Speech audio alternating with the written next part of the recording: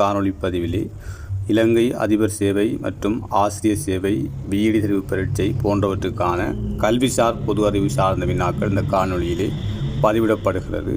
அந்த வகையில் இலங்கையின் ஆசிரியர் பயிற்சி கல்லூரிகள் எத்தனை உள்ளது, இலங்கையில் ஆசிரியர் பயிற்சி கல்லூரிகள் எத்தனை உள்ளதென கேட்கப்பட்டுள்ளது. தற்போது இலங்கையிலே கல்வியற் கல்லூரிகள் 19 கல்வியற் கல்லூரிகள் உள்ளது. அதேபோன்று இலங்கையில் தற்போது 17 பல்கலைக்கழகங்கள் உள்ளது. இலங்கையில் ஆசிரியர் பயிற்சி கல்லூரிகள் 8 இதற்குரிய சரியான விடை 4வது விடையாகும். 8 ஆசிரியர் பயிற்சி கல்லூரிகள் காணப்படுகிறது. குறித்த நாடொன்றின் கல்வி மட்டத்தை மதிப்பிடுவதற்கு பெரும்பாலும் பயன்படுத்தப்படும் பிரபலமான சுட்டி யாது என கேட்கப்பட்டிருக்கின்றது. குறித்த நாடொன்றின் கல்வி மட்டத்தை மதிப்பிடுவதற்கு பயன்படுத்தப்படும் பிரபலமான சுட்டி யாது என கேட்கப்பட்டிருக்கின்றது. நாங்கள் பார்த்தோம்னு சொன்னால் எழுத்தறிவு ஆற்றல். எழுத்தறிவு ஆற்றலை தான் நாங்கள் நாடொன்றின் கல்வி மட்டத்தை மதிப்பிடுவதற்கு பெரும்பாலும் பயன்படுத்தப்படுவது எழுத்தறிவு ஆற்றலாகவே இதற்குரிய விட எழுத்தறிவு ஆற்றலாகும். ஹொக்கி விளையாட்டு வீரர்களின் எண்ணிக்கை. ஹொக்கி விளையாட்டு வீரர்களின் எண்ணிக்கை யாதென கேட்கப்பட்டிருக்கின்றது. மொத்தமாக 11 பேர். இதற்குரிய சரியான விடை 4வது ஆகும். 2025 ஆசிரியர் தினத்தின் தொனிப்பொருள் யாது? 2025ஆம் ஆண்டுக்கான ஆசிரியர் தினத்தினுடைய தொனிப்பொருள். 2025ஆம் ஆண்டுக்கான ஆசிரியர் தினத்தினுடைய தொனிப்பொருள் யாது என கேட்கப்பட்டிருக்கின்றது. கற்பித்தலை ஒரு கூட்டு முயற்சியாக மாற்றியமைத்தல். கற்பித்தலை ஒரு கூட்டு முயற்சியாக மாற்றியமைத்தல் ஆகும். இதற்குரிய சரியான விடையாகும். மாற்றம் ஒன்றே மாறாதது, மாற்றம் வரும்போது அதை ஏற்றுக்கொள்ள வேண்டும் என கூறிய சிந்தனையாளர் யார் என கேட்கப்பட்டிருக்கின்றது.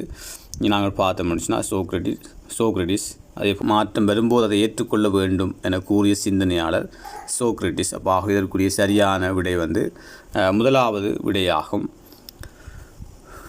உலகில் மிகச்சிறந்த ஆசிரியர்களுக்கான விருதினை 2025ஆம் ஆண்டு பெற்றுக்கொண்டவர் யார்? உலகில் மிகச்சிறந்த ஆசிரியருக்கான விருதினை 2025ஆம் ஆண்டு பெற்றுக்கொண்டவர். சரியான விடை மன்சூர் என்றதான் இதற்குரிய சரியான விடையாகும். தத்துவ வறுமை என்ற நூலினை எழுதியவர். தத்துவ வறுமை என்ற நூலினை எழுதியவர் யார் என கேட்கப்பட்டிருக்கிறது. தத்துவ வறுமை என்ற நூலினை எழுதியவர் John Dewey, Socrates, Karl Marx, Lalith Athulathmudali போன்ற விடைகள் இங்கே காணப்படுகிறது. தத்துவ வறுமை என்ற நூலினை எழுதியவர் கார்ல் மார்க்ஸ்.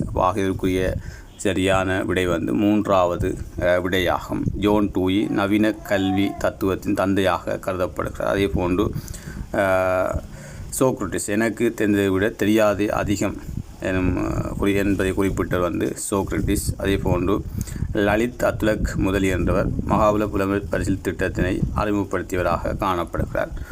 இதற்குரிய விட 3வது விட. பொதுக்கல்வி நவீனமயப்படுத்தல் செயற்திட்டத்திற்கு நிதியுதவி அளிக்கும் அமைப்பு எது?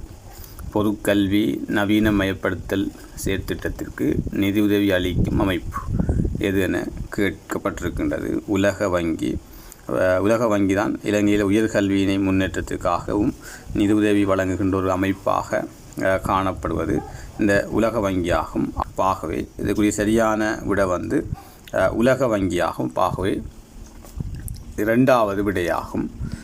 நிகழ்நிலை கல்வியில் தற்போது முன்னிலையில் திகழும் சூம் செயலியினை தோற்றுவித்தவர். சூம் செயலியை உருவாக்கியவர் யார் என கேட்கப்பட்டிருக்கின்றது. சூம் செயலியினை உருவாக்கியவர் யார் என கேட்கப்பட்டிருக்கின்றது. நாங்கள் பார்த்தோம்னு சொன்னால் எரிக் யுவான் என்றவர் தான் இந்த சூம் செயலியினை உருவாக்கியவர் என எரிக் யுவான் என்றவர். 2வது விடையாகும். சமாதானம், சமத்துவம், மனிதத்துவம் போன்ற கோட்பாடுகளை வெளிப்படுத்தும் பிளேட்டோவினுடைய நூல் சட்டங்கள் என்ற நூல் தான் அதை வெளிப்படுத்த. 2வது விடைதான் சரியான விடையாகும். எமிலியன் ரூசோ எழுதிய ஒரு நூல் தான். அதே போன்று அரிஸ்டோட்டில் அரசியல் தந்தையாக காணப்படுகிறார். அர்த்த சாஸ்திரம் என்றது கௌடில்யருடைய இலக்கியம். புராதான இலங்கையின் உயர்கல்வியை வழங்கிய நிறுவனம் எது? புராதான இலங்கையில் உயர்கல்வியை வழங்கிய நிறுவனமாக கருதப்படுவது எது என கேட்கப்படுகின்றது. மகாவிகாரிகள். 3வது விட அதுக்குரிய சரியான விடையாகும்.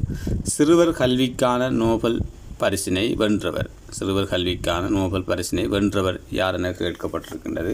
இங்கே நாங்கள் பார்த்தோம்னு சொன்னால் யூசப் மலாலான்றது 2014 ஆண்டு. யூசப் மலாலா 2014 ஆண்டு 3வது விடையாகும். இலங்கையில் தற்போது நடைமுறையில் உள்ள கல்வி முறை எக்கல்வி கோட்பாட்டு முறையின் கீழ் உள்ளடக்கப்படும். இலங்கையில் தற்போது நடைமுறையில் உள்ள கல்வி முறை எக்கல்வி கோட்பாட்டின் முறையின் கீழ் உள்ளடக்கப்படுகிறது என கேட்கப்படுகின்ற இலட்சியவாத